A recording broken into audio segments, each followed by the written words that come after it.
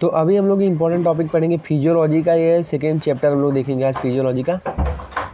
क्या है cardiovascular system. तो कार्डियोवैस्कुलर सिस्टम, तो बेसिकली कार्डियोवैस्कुलर सिस्टम में इसका मतलब क्या होता है, इस कार्डियो का मतलब होता है हार्ट।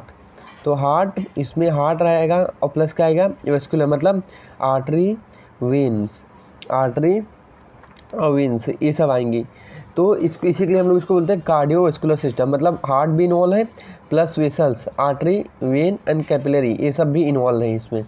ये हो गया। तो बेसिकली एक कैसा सिस्टम होता है, बेसिकली एक क्लोज्ड सिस्टम होता है, क्लोज्ड सिस्टम। तो एक क्लोज्ड सिस्टम होता है, कैसा सिस्टम होता है, क्लोज्ड सिस्टम होता है। देन इसके बाद बेसिकली अभी बताऊं कि ये कैसा होता है। बेसिकली इसमें कितने चैम्बर होते हैं, हार्ट में कितने चैम्बर होते हैं, 4 चैम्बर होते हैं। हार्ट में कितने चैम्बर होते हैं, 4 चैम्बर होते हैं। हार्ट में कितने, टोटल 4 चैम्बर होते हैं।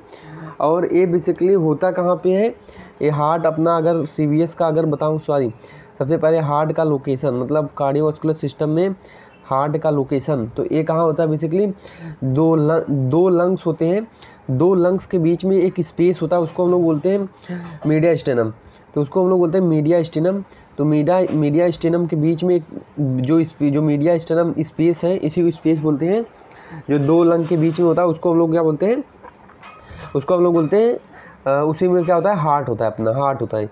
फॉर जैसे बताऊँ तो ये लंग्स हो गया, ये लंग्स हो गया, तो यहाँ पे जो स्पेस है मीडिया स्टेनम, इसी में होता है अपना हार्ट, इसी में से हार्ट पड़ा होता है। ये हो गया। देन इसके बाद मैं आगे बताऊँ तो हम लोग आगे अभी देखते हैं। तो बेसिकली और जो ये होता है ना हार्ट, ये सेल्फ कंट्रोलिंग स्ट्रक्चर है, सेल्फ कंट्रोलिंग स्ट्रक्चर होता है, सेल्फ कंट्रोलिंग स्ट्रक्चर होता है जो कि अपने इम्पल्स को खुद प्रोड्यूस करता है, जो अपने इम्पल्स को क्या खुद प्रोड्यूस करता है। ब्रेन के कंट्रोल में नहीं होता ये, ब्रेन मतलब ब्रेन न्यूरल के कंट्रोल में होता, ब्रेन के कंट्रोल में नहीं होता है। ये अपने इम्पल्स जो होता है खुद जनरेट करता है, मतलब जो हार्ट धड़कता है उसके पीछे सिर्फ हार्ट ही है और कोई नहीं है। और सपोज अभी अपन हाथ का मूवमेंट कर रहे हैं, सपोज हम लोग हाथ का मूवमेंट कर रहे हैं हाथ का, तो उसके पीछे क्या है, ब्रेन है, उसके पीछे क्या है, ब्रेन है। पर अगर हार्ट जो बीट कर रही है ना, हार्ट कॉन्ट्रैक्ट और रिलैक्स हो रही है, उसके पीछे कौन है, सिर्फ और सिर्फ कौन है, हार्ट है। तो हार्ट क्या होता है, सेल्फ कार्डियोजेनिक होता है। तो यहाँ पे हो गया। अब इसके बाद यहाँ पे 4 चैम्बर होते हैं हार्ट में, तो टोटल 4 चैम्बर होते हैं। तो जैसे बताऊँ 4 चैम्बर, तो 4 चैम्बर बताऊँ तो सबसे पहले देखो ये राइट एट्रियम है, right atrium, left atrium, right ventricle और लेफ्ट वेंट्रिकल। तो सबसे पहले जो वेंट्रिकल होती है ना, उनकी वॉल ठीक होती है। क्यों, क्योंकि इन्हें कॉन्ट्रैक्ट करके ब्लड को भेजना रहता है। और यहाँ पे सबसे ज़्यादा ठीक किसकी होती है, लेफ्ट वेंट्रिकल की हार्ट। अभी इसका भी मतलब बताता हूँ। लेफ्ट वेंट्रिकल की वॉल ज़्यादा ठीक होती है राइट वेंट्रिकल से। क्यों, क्योंकि राइट वेंट्रिकल से जो ब्लड भेजता है, ब्लड भेजना होता है, लंग में भेजना होता है। और लेफ्ट वेंट्रिकल को पूरे बॉडी में अरोटा के थ्रू ब्लड भेजना रहता है। इसी के लिए लेफ्ट वेंट्रिकल की वॉल ज़्यादा ठीक होती है as compare to right ventricle. अब हम लोग देखते हैं तो लेफ्ट वेंट्रिकल ज़्यादा मस्कुलर होता है। ये हो गया। देन अब हम लोग देखते हैं इसका कैसे सिस्टम कैसे काम करता है इसमें। तो सपोज देखो इसका सर्कुलेशन अगर बताऊँ तो ये right atrium, left atrium, right ventricle, left ventricle. तो देखो राइट, ये सपोज इसको राइट कर देता हूँ, इसको लेफ्ट कर देता हूँ। तो यहाँ से निकलती है पल्मोनरी आर्टरी, यहाँ से निकलती है एरोटा, यहाँ से एरोटा निकलती है।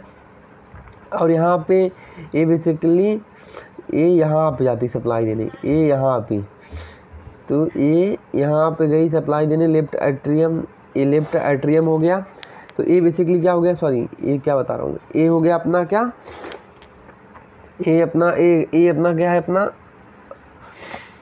एक सेकेंड, हाँ। तो ये बेसिकली ये अपना क्या होता है, ये अपना होता है पल्मोनरी। इसको मैं थोड़ा सा इसको ऐसे बना देता हूँ। देखो सबसे पहले right atrium, left atrium, right ventricle, left ventricle. तो देखो यहाँ से निकलती है अपनी pulmonary veins, sorry pulmonary artery, pulmonary artery. ये क्या होती है बेसिकली, ये क्या होती है, ये होती है अपनी, ये अपनी होती है एरोटा। पल्मोनरी आर्टरी किस में खुलती है बेसिकली, लंग्स में खुलती है, लंग्स में। और ये किस में खुलता है बेसिकली, एरोटा किस में खुलता है, पूरे ये बॉडी में इसका ब्लड जाएगा। अब ये कहाँ से आता है बेसिकली, कि जो अपना ए हो गया पल्मोनरी आर्टरी, लंग्स, और लंग्स जो हो गया, और यहाँ पे कनेक्ट होता है क्या अपना, यहाँ पे कनेक्ट होता है अपना लेफ्ट एट्रियम से पल्मोनरी वेन्स।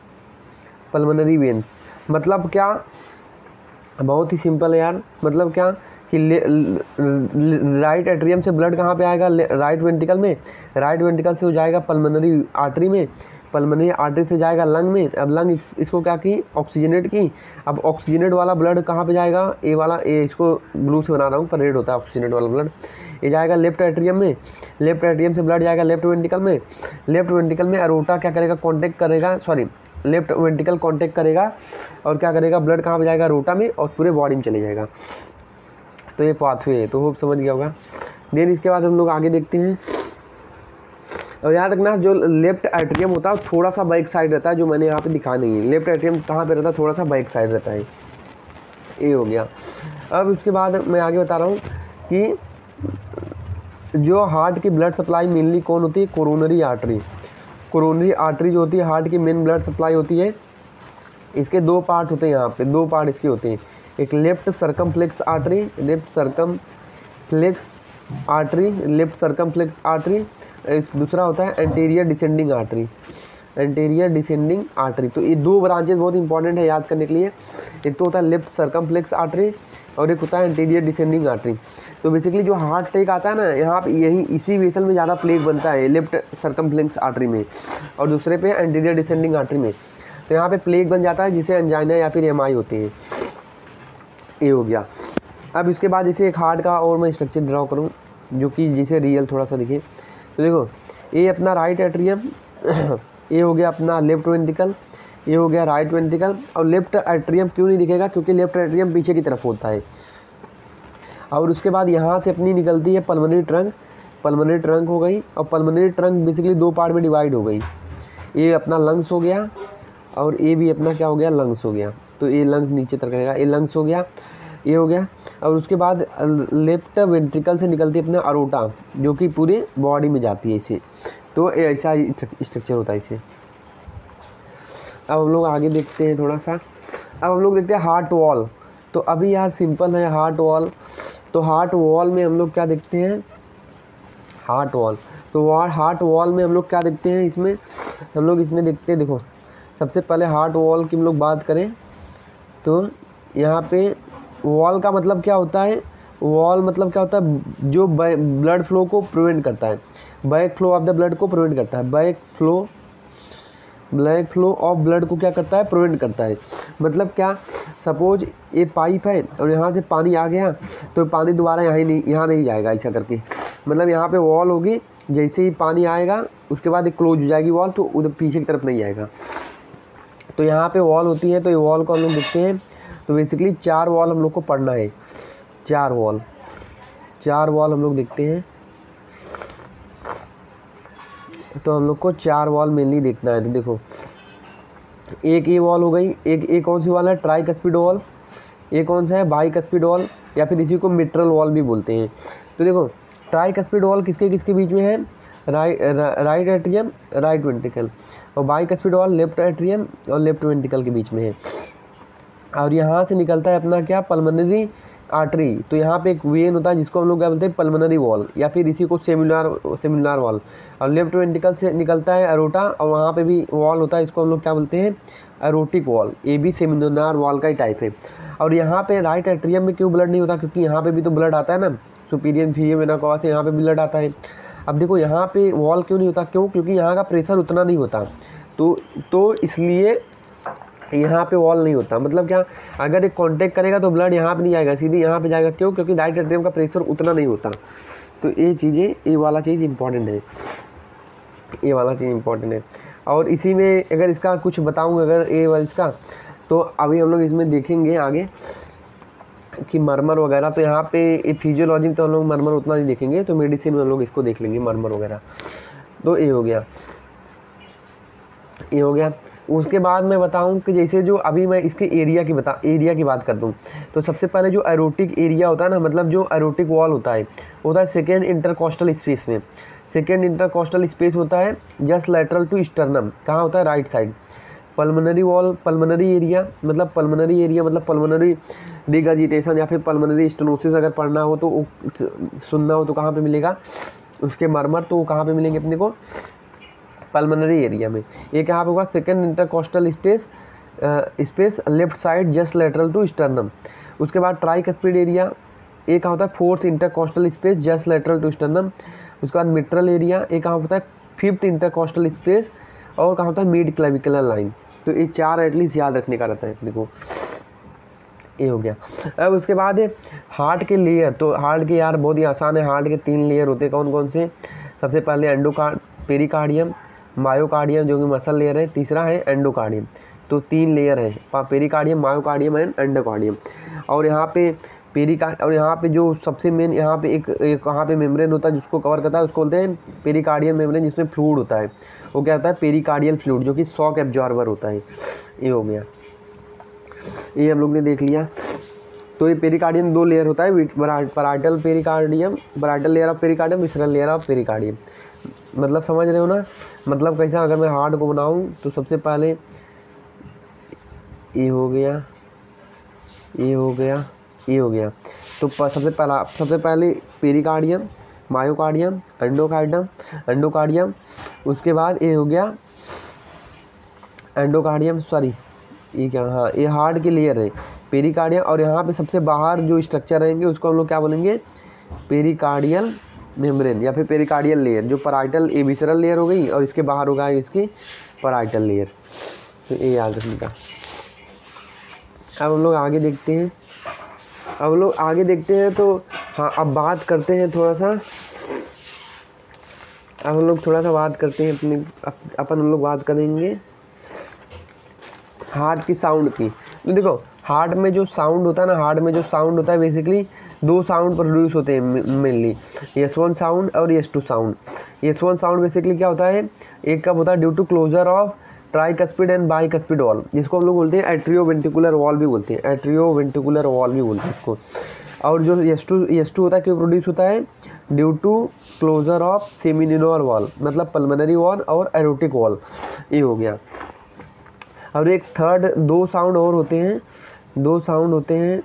S3 और S4, पर ये अबनॉर्मल साउंड होते हैं। तो मेनली ये कभी सुनाई देते हैं जब भी CVS का पैथोलॉजी आएगा उसमें सुनाई देते हैं। तो हम लोग इसमें CVS जब मेडिसिन पढ़ेंगे तो उसमें हम लोग देखेंगे S3 S4 जो मरमर वगैरह हम लोग को मिलते हैं, सिस्टोलिक एंड डायस्टोलिक मेम्ब्रेन और कंटिन्यूस मरमर। ये हो गया। देन बेसिकली जो S3 और S4 साउंड है अपने को कब मिलेगा? जैसे मिट्रल स्टेनोसिस है, mitral regurgitation, tricuspid stenosis, tricuspid regurgitation, जैसे एरोटिक रिगर्जिटेशन, एरोटिक स्टेनोसिस, उसके बाद पल्मोनरी स्टेनोसिस, पल्मोनरी रिगर्जिटेशन, इसमें अपने को मिलेगा। ये अपने को ध्यान रखने का है। जैसे एक एग्जांपल बता दूं तो देखो, जब हम लोग सिस्टोल और डायस्टोल की बात करते हैं ना, तो हम लोग बात करते हैं किसके प्रोस्पेक्ट में? वेंट्रिकल के प्रोस्पेक्ट में। तो सपोज क्या हो गया, मैंने बोल दिया यहाँ पे मिट्रल स्टेनोसिस है, मतलब ये वॉल जो है थोड़ा सा नैरो हो गया, वॉल इसका नैरो हो गया है। तो क्या होगा, जब ब्लड यहाँ पे आएगा तो लेफ्ट एट्रियम को ज़्यादा फोर्सफुली कॉन्ट्रैक्ट करना पड़ेगा। फोर्सफुली कॉन्ट्रैक्ट करेगा तो ये क्या करेगा, यहाँ पे बेसिकली क्या होता है, यहाँ से साउंड लड़ती है, टर्बुलेंस होता है, साउंड लड़ती है क्योंकि नैरो एरिया से पास हो रहा है। तो क्या हो रहा है, मरमर प्रोड्यूस कर रहा है। अब देखो ये कब मरमर प्रोड्यूस कर रहा है, मैंने बोला सिस्टोल और डायस्टोल हम लोग किसके से लेंगे? वेंट्रिकल से। तो वेंट्रिकल जब रिलैक्स कर रहा है तब एट्रिया कंट्रैक्ट करके ब्लड को भेज रही वेंट्रिकल में। तो और मरमर कब भी प्रोड्यूस होगा, जब वेंट्रिकल रिलैक्स कर रहा है यहाँ पे, क्योंकि अब एट्रिया को यहाँ पे तेज़ी से कॉन्टैक्ट करके ब्लड भेजना है वेंट्रिकल में। तो ये तेज़ी से कॉन्टैक्ट कर रहा है, ज़्यादा तेज़ी से, तो यहाँ पे टर्बुलेंस की वजह से साउंड प्रोड्यूस हो रहा है। अब ये वेंट्रिकल डायस्टोल है, मतलब वेंट्रिकल रिलैक्स है, इसी के लिए प्रोड्यूस हो रहा है साउंड। तो बोलेंगे डायस्टोलिक मरमर, ये हो गया। तो ऐसा होगा, तो ये हो गया मिट्रल स्टेनोसिस में क्या होगा, डायस्टोलिक मरमर मिलेगा। ये हो गया। देन इसके बाद अब हम लोग देखते हैं मायोकार्डियम ऑफ हार्ट।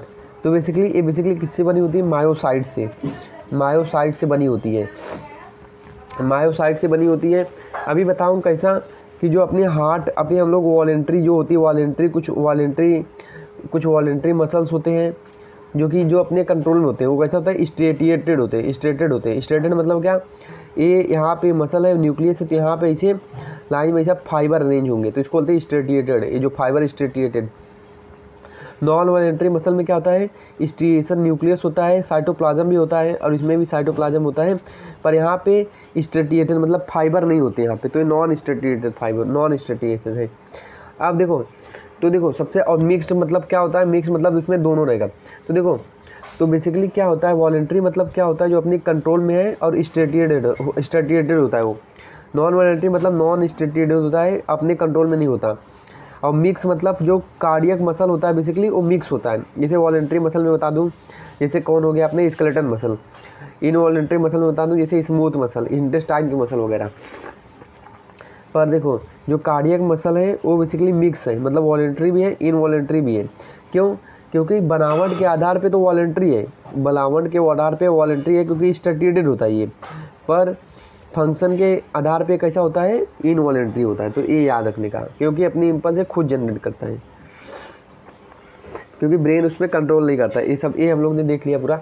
अब हम लोग देखते हैं कार्डियक फाइबर। कार्डियक फाइबर हम लोग देखते हैं, हम थोड़ा सा कार्डियक फाइबर के बारे में पढ़ेंगे। देखो कार्डियक फाइबर में सबसे पहले बताऊं तो, सबसे पहले अगर मैं बताऊं तो इसको थोड़ा सा स्ट्रक्चर बनाने दो थोड़ा सा। तो देखो ये एसए नोड हो गया, ये यहाँ पे होता है आईवी नोड हो गया अपना आईवी नोड। अब यहाँ पे क्या होगा, ए होगा इंटर एट्रियल सेप्टम, ए इंटरवेंट्रिकुलर सेप्टम, एट्रियोवेंट्रिकुलर सेप्टम। अब देखो यहाँ पे, अब यहाँ पे एसए नोड से इम्पल्स आया आईवी नोड में, आईवी नोड से करंट या फिर इम्पल्स कहाँ पे आएगा, बेसिकली बंडल ऑफ हीस में। बंडल ऑफ हीस से वो डिवाइड हो जाएगा दो ब्रांच में, राइट बंडल और left bundle, right and left bundle. उसके बाद ये पूरे परकिंजे फाइबर में चले जाएगा। तो सबसे पहले इम्पल्स एसए नोड प्रोड्यूस करेगा, फिर आईवी नोड, फिर बंडल ऑफ हीस, फिर बंडल ऑफ हीस में, फिर बंडल ऑफ हीस से राइट एंड लेफ्ट बंडल, फिर परकिंजे फाइबर में चले जाएगा। तो ये हो गया, ये हम लोग ने देख लिया।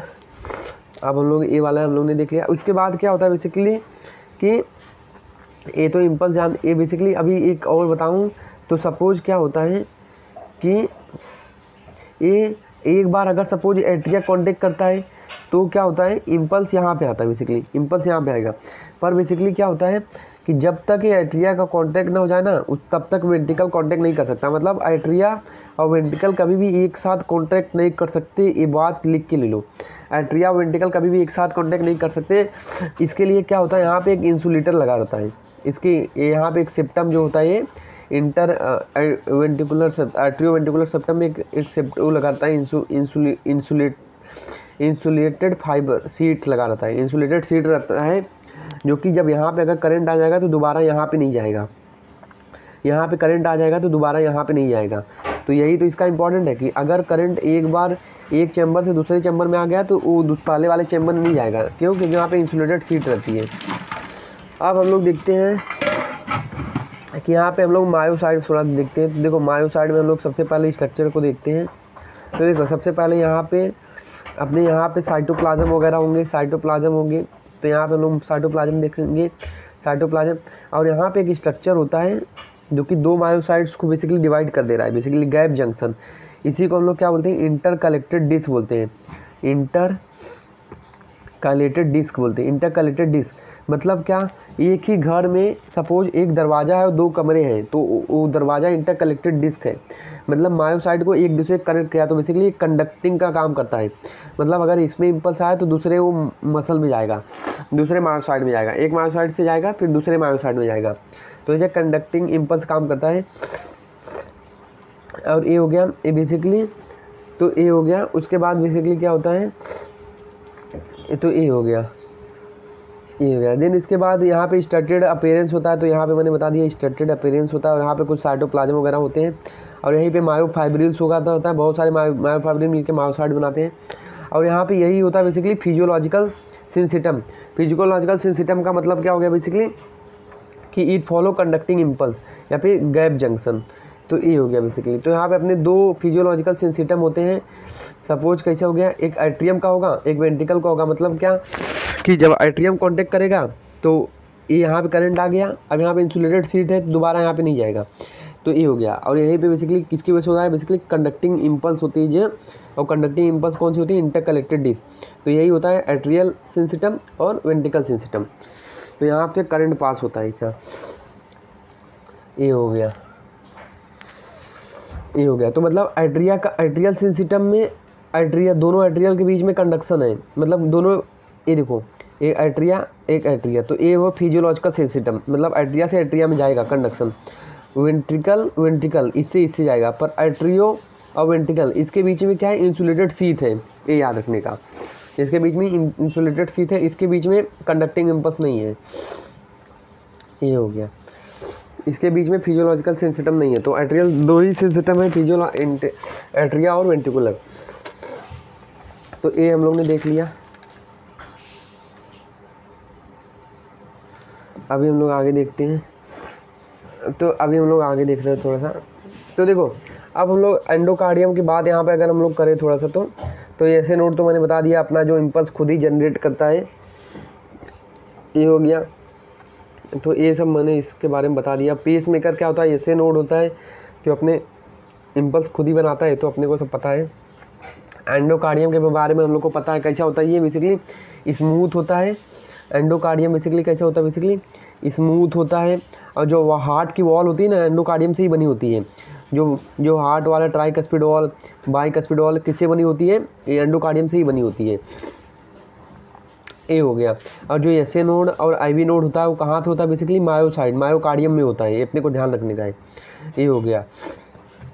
अब हम लोग देखते हैं एक्शन ऑफ हार्ट। तो एक्शन ऑफ हार्ट में सबसे पहले हार्ट का कौन कौन सा एक्शन है, तो सबसे पहले इसका क्रोनोट्रॉपिक एक्शन, क्रोनोट्रॉपिक एक्शन। तो क्रोनोट्रॉपिक एक्शन में क्या क्या आएगा, क्रोनोट्रॉपिक एक्शन में सबसे पहले मतलब क्या आता है, क्रोनोट्रॉपिक एक्शन बताऊँ तो हार्ट रेट इंक्रीज होना या फिर हार्ट रेट डिक्रीज होना, ये बेसिकली क्या होता है, क्रोनोट्रॉपिक एक्शन होता है। मतलब फ्रीक्वेंसी ऑफ हार्ट बताता है। तो ये ट्रेजिकार्डिया मतलब हार्ट रेट इंक्रीज होना, और हार्ट रेट डिक्रीज ब्रेडिकार्डिया। दूसरा आइनोट्रॉपिक एक्शन, आइनोट्रॉपिक एक्शन मतलब हार्ट का कॉन्ट्रैक्शन बताता है कि हार्ट कितनी तेज़ी से कॉन्ट्रैक्ट कर रहा है। तीसरा एक्शन एक और होता है, थर्ड एक एक्शन बता रहा हूँ। तो क्रोनोट्रॉपिक, क्रोनोट्रॉपिक, आइनोट्रॉपिक, एक होता है अपना ड्रोमोट्रॉपिक एक्शन। ड्रोमोट्रॉपिक एक्शन मतलब क्या होता है, यही कंडक्शन ऑफ इम्पल्स, मतलब ऐसे नोड से आईवी नोड में इम्पल्स आना, आईवी नोड से बंडल ऑफ पीस में जाना। ये हो गया। और एक होता और एक्शन बता रहा हूँ, बाथमोट्रॉपिक एक्शन। बाथमोट्रॉपिक एक्शन का मतलब होता है एक्साइटेबिलिटी ऑफ कार्डियक मसल, मतलब जो करंट वहाँ पे लगा, करंट जब स्टिमुलाई दिया वहाँ पे और स्टिमुलाई के बाद वो कितना एक्साइट हुआ, तो उसको हम लोग बोलते हैं बाथमोट्रॉपिक एक्शन। ये हो गया। अब हम लोग देखते हैं ब्लड वेसल। तो ब्लड वेसल में बेसिकली क्या होंगी, आर्टरी और वेन। तो देखो मैंने बता दिया आर्टरी की वॉल जो होती है मोटी होती है, इसलिए क्या होता है कि इसका जो ल्यूमन होता है थोड़ा छोटा होता है इसका ल्यूमन, और वेन का ल्यूमन क्या होगा, बड़ा होगा, क्योंकि ये वेन जो होती है उनमें मस्कुलर स्ट्रक्चर उतना होता नहीं है, स्मूथ मसल, दोनों स्मूथ मसल से बनी होती है। ये आर्टरी मोटी होती है। अब इसका लेयर बताऊं तो ये आउटर लेयर इसका tunica adventitia, middle layer muscular layer, inner layer intima. अब देखो ये इलास्टिक लेयर होता है, आर्टरी में इलास्टिक लेयर होता है, इलास्टिक लेयर होता है। और ये जो वेन होता है ये tunica adventitia, tunica media, tunica intima. और यहाँ पे इलास्टिक लेयर ऐसा नहीं होता, पर यहाँ पे इलास्टिक एक लेयर होता है आर्टरी में, जो कि आर्टरी को इलास्टिसिटी देता है, मतलब इलास्टिसिटी देता है उसको। तो ये हम लोग ने देख लिया। अब हम लोग देखते हैं दो चीज़ें देखते हैं, एक हम लोग देखते हैं टर्मिनल आर्टरी। टर्मिनल आर्टरी क्या होता है और एंड आर्टरी मतलब क्या होता है। तो देखो टर्मिनल आर्टरी या फिर इसी को हम लोग एंड आर्टरी भी बोलते हैं, कि इसका मतलब क्या होता है कि टर्मिनल, और इसका मतलब क्या होता है कि या फिर एंड आर्टरी, इसी को हम लोग लिख लें एंड आर्टरी। कि ये क्या होता है कि एक ऑर्गन जो होता है ना उसमें एक ही ब्लड सप्लाई होती है। मतलब क्या, सपोज ये किडनी है तो इसमें सिर्फ रीनल आर्टरी इसको सप्लाई दे रही है, तो बेसिकली एक एग्जांपल होता है टर्मिनल आर्टरी का। और दूसरा एग्जांपल, तो एक ही आर्टरी जब सप्लाई करती है किसी ऑर्गन को और कोई आर्टरी उसके अगल बगल नहीं आती, तो उसको हम लोग क्या बोलते हैं, टर्मिनल आर्टरी। एक होता है कोलेटरल आर्टरी। कोलेटरल आर्टरी का मतलब क्या होता है कि एक आर्टरी, एक मेन सप्लाई तो होती है किसी ऑर्गन का, सपोज ये ब्रेन है, इसकी एक मेन आर्टरी तो है, सपोज इसको मैंने बोल दिया कोई भी, सपोज सिफेलिक आर्टरी है, सेरिब्रल आर्टरी है, तो सपोज सेरिब्रल आर्टरी में कोई ब्लॉकेज वगैरह हो गया तो यहाँ पे ब्रेन के पास ब्लड नहीं आएगा, तो यहाँ पे और अगल बगल में इसमें गुच्छे में और ब्लड और आर्टरी होती है जो कि क्या होती है कोलेटरल आर्टरी, तो वो ब्लड सप्लाई इसको दे देती है। तो ये हो गया कोलेटरल आर्टरी। तो कोलेटरल आर्टरी का मतलब क्या हो गया कि एक गुच्छे में आर्टरी क्या होती है बेसिकली, सपोज एक मेन आर्टरी जब सप्लाई नहीं देगी तो बहुत सारी आर्टरी गुच्छे में होती है जो उसको ब्लड सप्लाई देती है।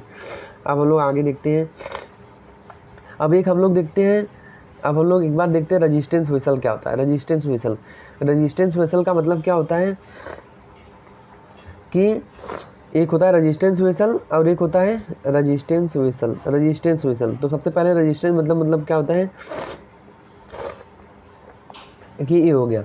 अब देखो रेजिस्टेंस मतलब जैसे आर्टरी हो गया ना, तो आर्टरी बेसिकली क्या होता है, रेजिस्टेंस वेसल। क्यों? क्योंकि जो आर्टरी होता है तो सबसे पहले इसका तो ल्यूमन कम होता है, दूसरा ये इलास्टिक होता है, इसी के लिए कैसा होता है स्पेस इसमें कम होता है, तो ये रेजिस्टेंस वेसल होता है। पर वेन कैसा होता है, वेन मतलब क्या, वेन बताऊं तो आर्टरी का रेजिस्टेंस क्या होता है बेसिकली ज़्यादा होता है किससे एज कम्पेयर टू वेन। और कैपेसिटेंस की बात करूं तो वेन में जो होता है कैपेसिटेंस मोर होता है। क्यों? तो इसका ल्यूमेन बहुत ज़्यादा होता है, वेन का ल्यूमेन बहुत ज़्यादा होता है, इसलिए कभी भी स्ट्रोक आता है ना तो इश्केमिया आर्टरी की वजह से होती है ना कि वेन की वजह से। ये हो गया। और वेन की वजह से वो भी कैसे हो, क्योंकि ऑक्सीजन सप्लाई नहीं करता तो होगी उससे कैसे। तो देखो वेन का ल्यूमेन ज़्यादा होता है और इलास्टिसिटी नहीं होती, तो यहाँ पे एक कैपेसिटेंस ज़्यादा होता है इसका एज कम्पेयर टू आर्टरी। तो रेजिस्टेंस किस में ज़्यादा होता है, आर्टरी में ग्रेटर देन वेन, और कैपेसिटेंस ज़्यादा होता है वेन में ग्रेटर देन आर्टरी से ज़्यादा होता है। ये हो गया। अब हम लोग दो इंपॉर्टेंट चीज़ें और थोड़ा डिस्कस कर लेते हैं। एक होता है एथेरोस्क्लेरोसिस का मतलब यहाँ पे प्लेग जमा हो जाता है ब्लड वेसल में, तो प्लेग का मतलब प्लेग जमा हो जाता है, तो इसी को हम लोग बोलते हैं एथेरोस्क्लेरोसिस मतलब प्लेग जमा हो जाना। तो ये फैट का हो सकता है, कोलेस्ट्रॉल ये सब का होता है, लिपिड का होता है। अब इसी में एक टाइप होता है स्टेबल एंजाइमा, जिसमें क्या होता है सिर्फ प्लेग बनता है। अनस्टेबल एंजाइना जिसमें क्या बनता है प्लेग प्लस यहाँ पे क्लोड भी बन जाते हैं, जो स्टेबल और अनस्टेबल एंजाइना, तो हम लोग देखेंगे मेडिसिन में। उसके बाद एक और इम्पॉर्टेंट है आर्टेरियोस्क्लेरोसिस मतलब क्या होता है, यहाँ पे hardening of the blood vessel हो जाता है, और हार्डनिंग ऑफ ब्लड वेसल से क्या होता है ल्यूमेन जो होता है नैरो हो जाता है, तो होता है आर्टेरियोस्क्लेरोसिस। ये हो गया। अब हम लोग आगे देखते हैं,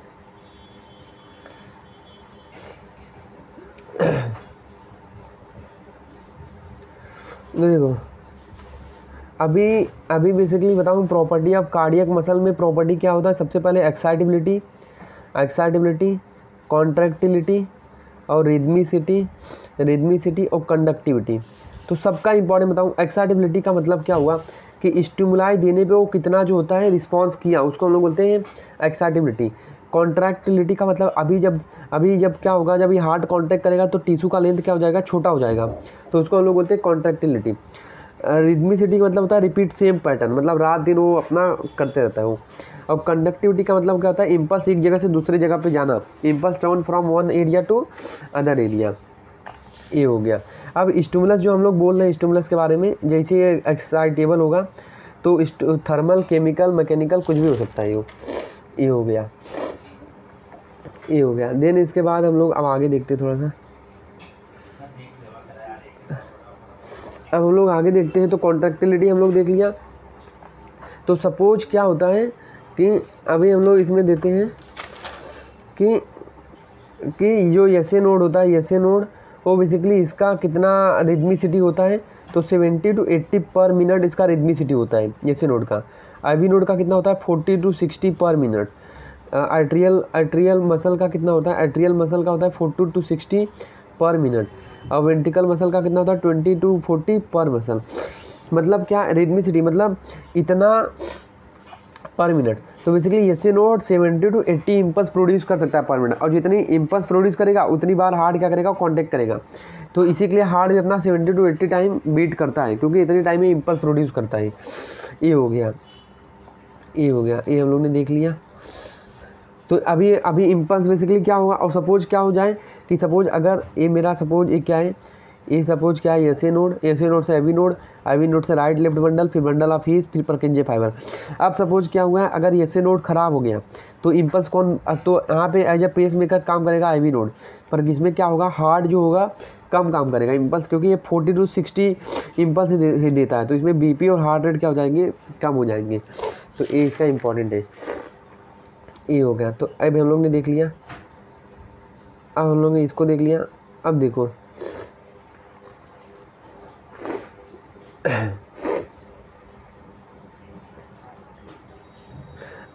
अब स्टिमुलाई का मतलब हम लोग देखते हैं कि सपोज किसी को 30 मिली वोल्ट 30 एम्पियर का करंट दिया, 30 मिली वोल्ट का करंट दिया, नहीं 30 मिली वोल्ट का दिया झटका, उसको नहीं कॉन्टैक्ट हुआ।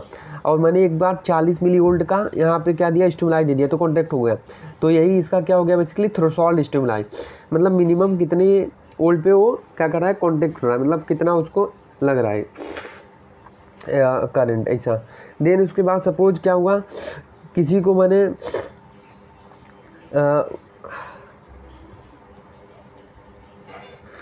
अब देखो, अब ये थ्रेशोल्ड में क्या होता है, ये थ्रेशोल्ड मतलब मेरा 40 मिली वोल्ट हो गया, तो ये हम लोग बोलते हैं ऑल और नल लॉ। ऑल लॉ कभी होगा जब ग्रेटर देन 40 मिली वोल्ट होगा, वो नल लॉ कब होगा, greater than less than 40 millivolt होगा। ऑल लॉ मतलब या तो सब कांटेक्ट करेंगे, नल लॉ मतलब या तो कोई कांटेक्ट नहीं करेगा। तो कोई कांटेक्ट ना करने का क्या है, 30 मिली वोल्ट होना चाहिए थ्रेशोल्ड उसमें, मतलब वो थ्रेशोल्ड को टच ही नहीं करे, और थ्रेशोल्ड को टच कर गया मतलब जो इतने पे कांटेक्ट करना चाहिए था तो 40 हो गया, मतलब उस पर सब कांटेक्ट कर जाएंगे। ये हो गया तो ऑल और नॉन। और एक होता है रिफ्रैक्टरी रेजिस्टेंस और एक होता है रिफ्रैक्टरी पीरियड। रिफ्रैक्टरी पीरियड में क्या होता है, एक होता है रिलेटिव रिफ्रैक्टरी पीरियड, एक होता है क्या, absolute refractory period. Absolute refractory period का मतलब क्या होता है, सपोज मैंने 40 मिली वोल्ट का दिया जो कि थ्रेशोल्ड था, तो इसमें कॉन्ट्रैक्शन हो गया। अगर मैं अब कॉन्ट्रैक्शन हो रहा है और अगर मैं उसको 240 मिली वोल्ट का दे दूँ, 240 मिली वोल्ट का दे दूँ, तो वो क्या करेगा, कॉन्ट्रैक्ट नहीं करेगा, वो क्या करेगा, कॉन्टैक्ट नहीं करेगा। मतलब पहला कॉन्ट्रैक्शन होने के बाद समाप्त हो जाए, फिर दूसरा स्टिमुलस देंगे, फिर ही जाके वो कॉन्टैक्ट करेगा। पहला कॉन्ट्रैक्शन चल रहा है, उसी के बीच में एक और उससे ज़्यादा वाला वोल्ट का करंट दे दिया, उससे ज़्यादा वाला वोल्ट दे दिया, स्टिमुलाई दे दिया, पर तब वो कांटेक्ट नहीं करेगा। क्यों, क्योंकि पहला ख़त्म होगा तभी दूसरा कांटेक्ट करेगा। पर इसमें दूसरा रिलेटिव रिफ्रैक्टिव पीरियड में क्या है, 40 मिली वोल्ट पे कांटेक्ट कराया, पर क्या हुआ, मैंने इस बार 240 नहीं 1000 मिली वोल्ट दे दिया उसको, तो ये कांटेक्ट कर जाएगा। इसी को बोलते हैं रिलेटिव रिफ्रैक्टिव पीरियड। समझ आया, मतलब बहुत ज़्यादा वो दे दिया तो वो कांटेक्ट कर गया, मतलब कांटेक्ट कर रहा था और मैंने बहुत ही ज़्यादा दे दिया, फिर दोबारा वो कांटेक्ट कर दिया। तो जैसे इसको ग्राफ में बताऊं, तो ये कांटेक्ट किया, 40 मिली वोल्ट दिया, फिर उसके बाद मैंने यहाँ पे 240 दिया, पर वो कांटेक्ट नहीं किया, पर ये 40 मिली वोल्ट दिया, फिर रिलैक्स होने जा रहा था, मैंने यहाँ पे 1000 दे दिया, तो ये फिर से कांटेक्ट हो गया। तो ये हो गया रिफ्रैक्टिव रिलेटिव पीरियड, ये हो गया एब्सोल्यूट रिफ्रैक्टिव पीरियड, ये हो गया। ये तो हम लोग ने देख लिया है, तो ये हम लोग ने देख लिया। उसके बाद तो ये हम लोग ने देख लिया। तो अभी भी थोड़ा सा टाइम है अपने पास, थोड़ा सा और देख लेते हैं।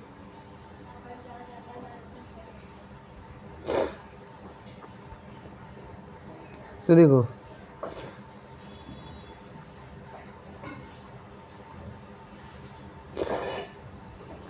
चलो कोई नहीं, इसमें देखते हैं। तो देखो एक होता है, सबसे पहले हम लोग देखते हैं कार्डियक आउटपुट। तो कार्डियक आउटपुट का बेसिकली बताऊँ मतलब क्या होता है, सॉरी इसको थोड़ा सा स्पेस चाहिए अपने को। तो देखो कार्डियक आउटपुट का मतलब क्या होता है, कार्डियक आउटपुट मतलब क्या होता है इसमें कि हार्ट ने कितना ब्लड 1 मिनट में कितना ब्लड उसने पंप किया। तो 1 मिनट में बेसिकली वो कितना ब्लड पंप करता है, उसके लिए हम लोग क्या करना पड़ेगा, कितनी बार बीट किया, मतलब हार्ट रेट पर मिनट कितना है into stroke volume. Stroke volume मतलब एक बार में एक बीट में उसने कितना दिया। तो हार्ट रेट कितना होता है 72, और एक बीट में कितना जाता है 70 ml ब्लड जाता है।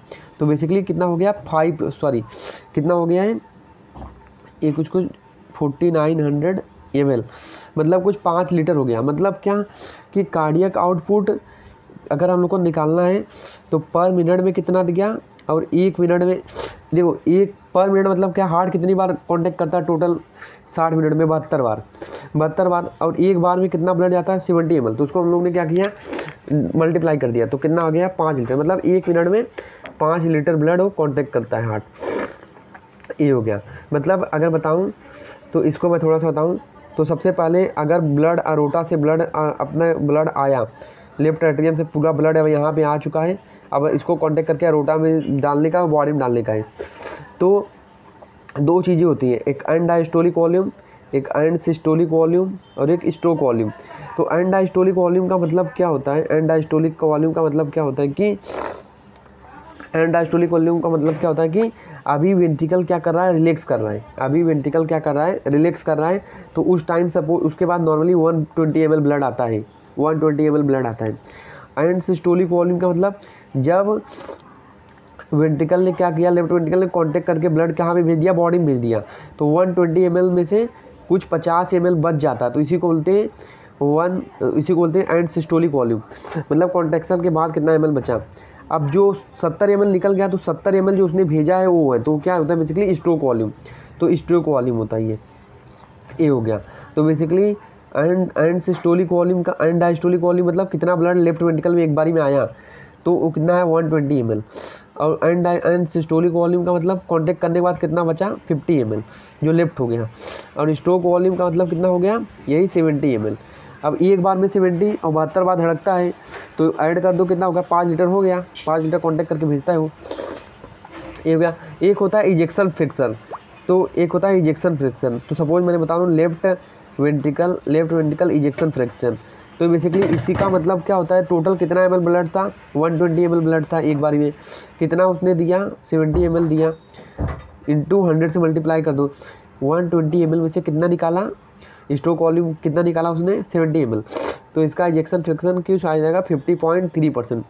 मतलब 60 to 70% अगर किसी का LVEF है, लेफ्ट वेंट्रिकल इजेक्शन फ्रिक्शन है, मतलब वो पेशेंट नॉर्मल है, और किसी में लेफ्ट वेंट्रिकल फेलियर होता है या लेफ्ट वेंट्रिकल हाइपरट्रॉफी, तो इजेक्शन फ्रिक्शन वो कम हो जाता है, क्योंकि उतना ब्लड वो पास आउट नहीं कर पाता वो। ये हो गया। अब हम लोग थोड़ा सा और बात करते हैं इसमें। अब हम लोग बात करेंगे सबसे पहले कार्डियक आउटपुट की वेरिएशन की, तो फिजियोलॉजिकल वेरिएशन और पैथोलॉजिकल वेरिएशन। तो ये आसान है, इसलिए इसको मैं बता रहा हूँ। तो किसी में अगर एज किसी में कम है, तो कार्डियक आउटपुट चिल्ड्रन में लेस होगा, क्योंकि उसमें कॉन्ट्रैक्शन बीपी कम होता है, उसमें 70 ही होता है बीपी उसमें आसपास। और मेल में क्या होता है, ज़्यादा होता है फीमेल के कंपेयर में कार्डियक आउटपुट। बॉडी बिल्ड वाले में कार्डियक आउटपुट क्या होता है, इसमें इमोशनल स्ट्रेस में कार्डियक आउटपुट अपना बढ़ जाता है। हाई एल्टीट्यूड पे जाते हैं तो वहाँ पे कार्बन डाइऑक्साइड, सॉरी वहाँ पे ऑक्सीजन कम होने लगता है, तो वहाँ पे बढ़ जाता है वो। तो प्रेगनेंसी में भी कार्डियक आउटपुट बढ़ जाता है। प्रेगनेंसी में हाई एल्टीट्यूड पे जाएंगे तो वहाँ पे भी बढ़ जाएगा, क्योंकि वहाँ पे जल्दी हार्ट तेज धड़कना रहता है। और कार्डियक आउटपुट घटेगा जिसमें फीवर में, अनीमिया वगैरह में हो गया। हाइपरथायरॉयडिज्म में कार्डियक आउटपुट क्या होगा, अपना घट जाता है, वो बढ़ जाता है। ये हो गया। तो अनीमिया, इसको पहले एक बारी मैं बता देता हूँ। तो कार्डियक आउटपुट बढ़ किस में रहा है वो लिख रहा हूँ। तो जैसे फिजियोलॉजिकल सबसे पहले लिख रहा हूँ, फिजियोलॉजिकल। तो एज में चिल्ड्रन में कम होगा, उसके बाद सेक्स में मेल में ज़्यादा होगा, फीमेल में कम होगा। इमोशनल स्ट्रेस में ज़्यादा होगा, ग्रेटर देन काम, तो इमोशनल स्ट्रेस वाले में ज़्यादा होता है। एक्सरसाइज करेंगे तो ज़्यादा होगा। एटीट्यूड पे जाएंगे तो कार्डियक आउटपुट बढ़ जाएगा। कोई में स्लीप में, रेस्टिंग कंडीशन में तो कार्डियक आउटपुट कम हो जाएगा। ये हो गया। उसके बाद कोई पैथोलॉजिकल बताऊँ तो अनीमिया हो गया, फीवर हो गया, और अनीमिया फीवर में कार्डियक आउटपुट बढ़ जाएगा। और हाइपरथायरॉयडिज्म में बात करूँ, और हाइपरथायरॉयडिज्म में इसमें कार्डियक आउटपुट बढ़ जाएगा। तो कार्डियक आउटपुट डिक्रीज किस में होगा, एक तो हाइपोथायरॉयडिज्म में, शॉक हो गया किस्मों को, हिमरेज हो गया, कार्डियक फेलियर हो गया। तो इसमें क्योंकि यार अगर शॉक लग रहा है, हिमरेज हो रहा है, तो ब्लड उसके बाद कम जाएगा, तो कम ब्लड जाएगा तो कम ब्लड उस पर पहुँचेगा। तो ये हो गया। तो अभी कुछ यहाँ पर रिलेशन लिख देता हूँ। तो वेनस रिटर्न जो होता है कार्डियक आउटपुट के, जितना ज़्यादा वेनस रिटर्न होगा, जितना ज़्यादा वेन से ब्लड आएगा, उतना ज़्यादा कार्डियक आउटपुट हो जाएगा। हार्ट रेट जितना ज़्यादा होगा उतना ज़्यादा कार्डियक आउटपुट होगा। फोर्स ऑफ कॉन्ट्रैक्शन ज़्यादा तो कार्डियक आउटपुट ज़्यादा, जितना ज़्यादा कॉन्ट्रैक्ट करेगा उतना ज़्यादा ब्लड निकलेगा।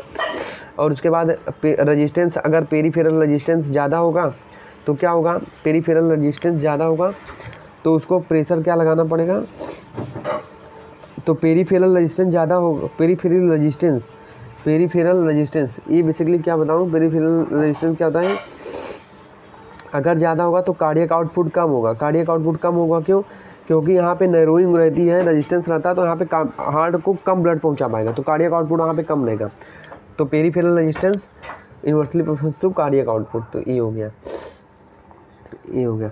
और उसके बाद प्री लोड और आफ्टर लोड में भी रिलेशन है, प्री लोड में directly proportional to, afterload में इन्वर्सली प्रोपोर्शनल टू, ये हो गया। तो ये सब हम लोग ने देख लिया।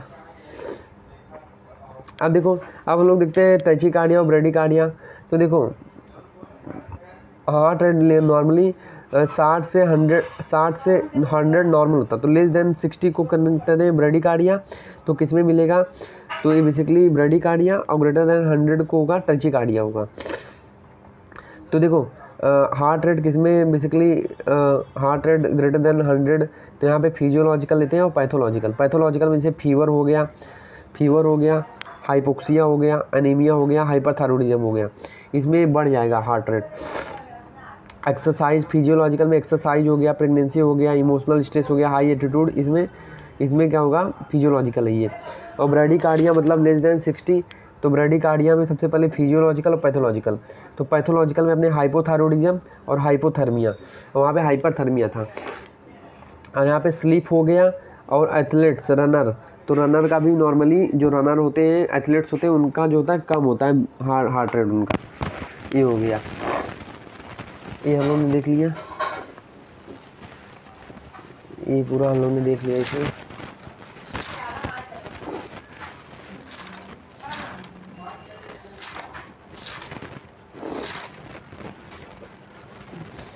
तो यार अभी थोड़ा सा ही बचा है, इसको भी मैं थोड़ा सा अभी कवर कर देता हूँ, जो इतना आ गए तो अपन। तो देखो अभी हम लोग देख रहे हैं cardiac regulation centre of heart rate. तो regulation centre of heart rate हम लोग बताऊँ कौन कौन से, जैसे बीपी को कंट्रोल करने वाले हैं। एक तो होते हैं कार्डियो एक्सेलेटरी सेंटर, जो कि मतलब क्या होते हैं, हार्ट रेट को क्या करते हैं, इंक्रीज करते हैं। एक होते हैं कार्डियो इनिवेटरी सेंटर। तो कार्डियो रेस्पिरेटरी सेंटर में क्या होता है बेसिकली, जैसे सिंपैथेटिक नर्वस सिस्टम जो ब्रेन में होता है, नॉन एड्रेनलिन सिक्रीट करता है, जो कि हार्ट रेट को बढ़ाता है। और कार्डियो इनिवेटरी फैक्टर में जैसे पेरीफेरल नर्वस सिस्टम, जो कि क्या करता है बेसिकली, पेरीफेरल जो कि पीएनएस होता है, जो कि एसिटाइल कोलिन सिक्रीट करता है, जो कि हार्ट रेट को क्या करता है, बढ़ाता है। तो ये रेगुलेशन ऑफ हार्ट रेट हो गया, ये हो गया। अब एक होता है पल्स प्रेशर। तो यार पल्स प्रेशर का मतलब होता है systolic blood pressure minus diastolic blood pressure, इसको हम लोग क्या बोलते हैं, पल्स प्रेशर बोलते हैं। ये हो गया। अब हम लोग आगे थोड़ा सा देखते हैं। अब रेगुलेशन ऑफ बीपी। तो रेगुलेशन ऑफ बीपी में सबसे पहला अपना क्या क्या आता है, रेगुलेशन ऑफ बीपी में सबसे पहले 3, एक तो नर्वस मैकेनिज्म आता है, नर्वस मैकेनिज्म, दूसरा होता है रीनल मैकेनिज्म, जो कि रास मैकेनिज्म होता है, रास मैकेनिज्म, तीसरा होता है हार्मोनल मैकेनिज्म। तो इसको भी हम लोग थोड़ा सा देख लेते हैं। तो सपोज किसी पेशेंट का बीपी जो है हाई है, तो क्या होता है, जो एरोटिड और कैरोटिड बॉडी होती है ना, कैरोटिड आर्टरी में, वहाँ पे सिग्नल जाता है, तो वहाँ से सिग्नल जाता है वेगल हाइपोथैलेमस में। तो वहाँ से क्या होता है, जो मेडुला ऑब्लंगेटा होता है, वेगल टोन को डिक्रीज कर देता है, तो इससे बीपी कम हो जाएगा। और किसी का बीपी जो है कम है, तो एरोटिड और कैरोटिड बॉडी में जाएगा, सिग्नल जाएगा, उससे वो ब्रेन में जाएगा, ब्रेन में से जाके वेगल टोन क्या करेगा, इंक्रीज कर देगा, तो बीपी क्या होगा, इंक्रीज हो जाएगा। इसी के लिए कभी भी कैरोटिड आर्टरी पे एग्जामिनेशन हम लोग नहीं करते, पल्स नहीं देखते, क्योंकि कैरोटिड आर्टरी को अगर स्टिमुलेट कर दिया तो ब्रेडिकार्डिया हो जाती है अपने को। ये हो गया। तो ये डिफरेंट टाइप से होते हैं सब चीज़। अब दूसरा रास मैकेनिज्म। तो रास मैकेनिज्म बहुत ही सिंपल है यार। सबसे बताऊं, लीवर से एक एंजाइम एक चीज़ सीक्रेट होती है, जिसको हम लोग क्या बोलते हैं, हम लोग क्या बोलते हैं इसको यार, एंजियोटेंसिनोजन होता है। उसका किडनी में से रेनिन निकलता है, जो कि एंजियोटेंसिनोजन को एंजियोटेंसिन 1 में कन्वर्ट करता है। फिर लंग से एक एंजाइम निकलता है, एंजियोटेंसिनोजन कन्वर्टिंग एंजाइम, ये क्या करता है, एंजियोटेंसिनोजन 2 में कन्वर्ट कर देता है, और ये क्या वाटर सॉल्ट का एब्जॉर्प्शन करा लेता है, तो बीपी इंक्रीज हो जाती है ऐसा करके। और कभी किसी की बीपी इंक्रीज होती है, तो यही हम लोग दवाई देते हैं, AC inhibitor, ARB receptor blocker, ये आ गया। देन हम लोग आगे देखते हैं। अब हार्मोन। तो हार्मोन में जैसे एड्रेनलिन होगा, तो ये हार्ट रेट को बढ़ाता है, फोर्स ऑफ कॉन्ट्रैक्शन बढ़ाएगा। थायरोक्सिन, ये भी हार्ट रेट को बढ़ाता है अपने को, और बीपी को भी ये बढ़ाता है। एल्डोस्टेरॉन क्या करता है, वाटर सॉल्ट का वो करता है, तो हार्ट रेट बढ़ेगा और बीपी बढ़ेगा और कार्डियक आउटपुट बढ़ेगा। तो ये सब ये करते हैं। तो ये सब कुछ है, नॉर्मली ये 3 मेन है। और तो अगर जैसे बताऊं तो बीपी कम कौन करने वाला है, जैसे हिस्टामिन जो होता है वो बीपी कम करता है, क्योंकि वैसोडाइलेशन करता है, ये बीपी कम करता है। तो ये बीपी कम करने वाले हैं। जैसे हिस्टामिन हो गया और जैसे प्रोस्टाग्लैंडिन हो गया है, मसल को रिलैक्स करता है, तो ये भी बीपी कम कर देता है। प्रोस्टाग्लैंडिन मसल को रिलैक्स करके, ये हो गया। उसके बाद दूसरा पहला हिस्टामिन हो गया। उसके बाद बीएनपी होता है और एएनपी होता है, मतलब ब्रेन न्यूट्रेटिक पेप्टाइड और आर्टेरियल न्यूट्रेटिक पेप्टाइड, ये भी बीपी कम करते हैं। तो प्रोस्टाग्लैंडिन, हिस्टामिन, एसिटाइल कोलिन ये भी स्मूथ मसल रिलैक्सेंट होते हैं, ये भी क्या करते हैं, बीपी को कम कर देती हैं ऐसा करके। तो ये हम लोग ने देख लिया।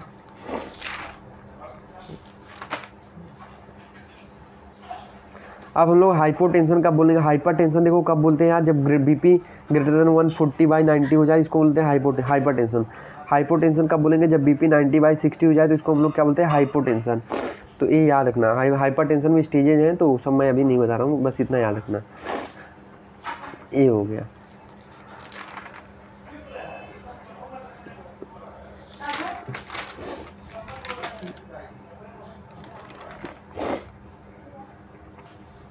ये हो गया। देन अभी हम लोग इसके बाद में वीडियो में देखेंगे बेसिकली कार्डियक साइकिल। तो जितना हो सकता है मैंने करा दिया, इसके बाद हम लोग कार्डियक साइकिल देख के इसको एंड अप कर देंगे।